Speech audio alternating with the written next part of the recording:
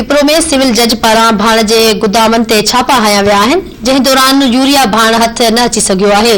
Civil जज किप्रो बिलावल मेमण आबादगारनि जे शिकायतुनि ते मुख़्तलिफ़ गुदामनि ते छापा हया आहिनि, जंहिं दौरान आबादगारनि शिकायतुनि जा अंबार लॻाए छॾिया। उन मौक़े ते ॻाल्हाईंदे सिविल जज जो चवणु हो त समूरा डीलर सरकारी अघ ते भाण जो विकिरो यकीनी बणाइनि। हुन चयो त डीलरनि वटि मौजूद भाण जे स्टॉक बाबति लिखत में अदालत में जवाब पेश कयो वञे।